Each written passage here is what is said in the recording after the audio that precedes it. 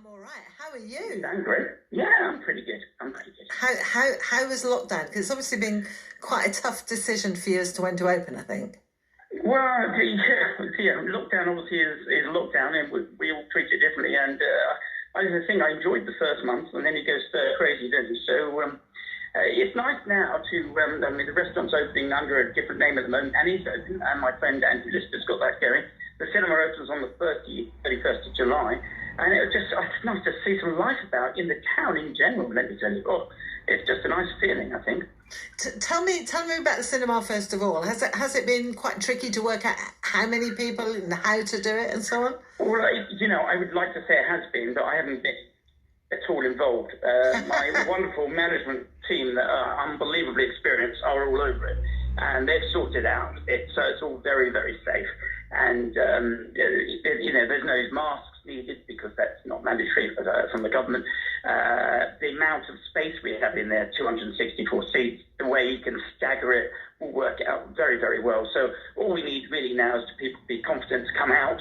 The slight problem of obviously people, the film's not really being released is a slight issue. But I think it will get better and better. So let's get the doors open. Let's have some people out having some fun, especially young families.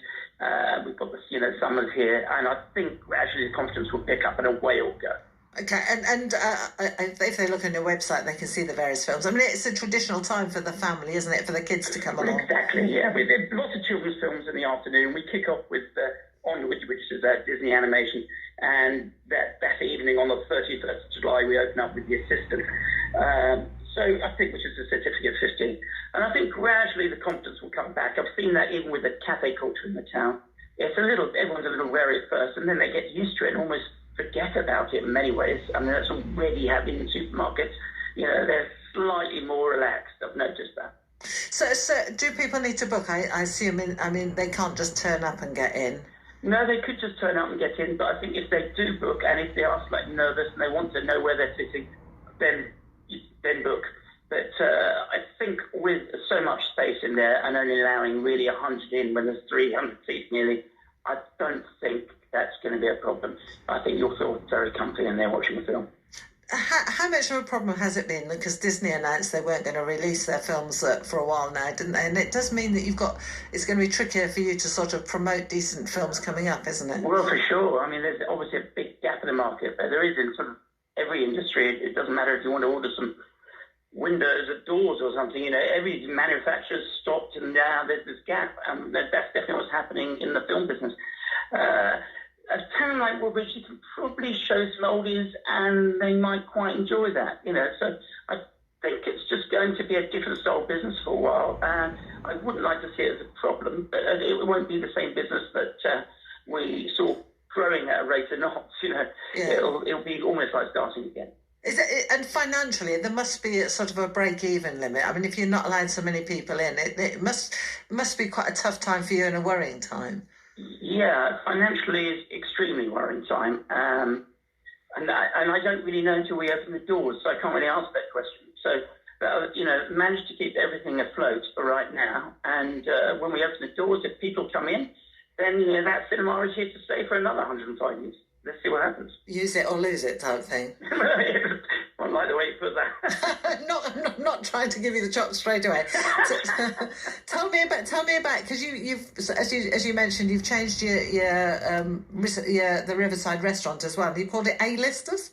Well, it's basically what I've done is I've made the staff redundant that it worked for me on the restaurant side of it, and I realised I didn't really want to sort of surf it myself because I've done 3 recessions and I'm just sort of done on that.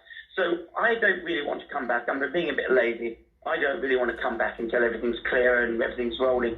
So I've given it to a friend of mine I've supported at the beginning to get this going, and it's called A-Listers. His name's Andrew Lister. So a bit of a cheesy pun there, obviously, with the film star thing going on.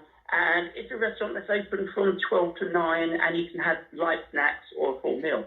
So it kind of suits the present market much more than the Riverside that you once knew yourself very well.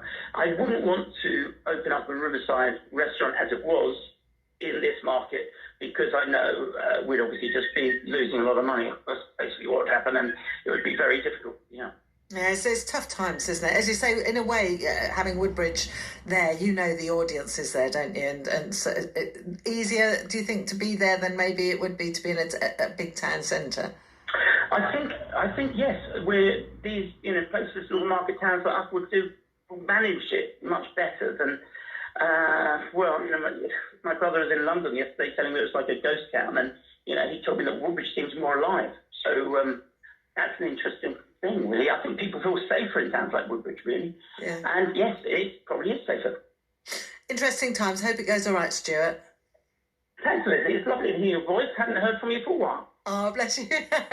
Take care. Stuart Saunders, owner of the Riverside Theatre in Woodbridge, opening their doors on the 31st of July, showing The Assistant in the evening and children's films on it in the afternoon. As he says, it really depends on how many people are going to be turning up as to how well things go.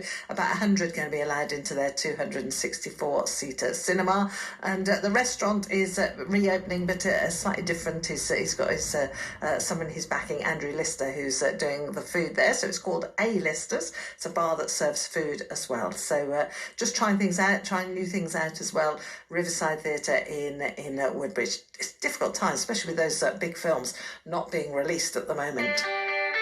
Heard earlier on, didn't we? Leyston Film Theatre. They've got fundraisers as well at the moment to help them continue.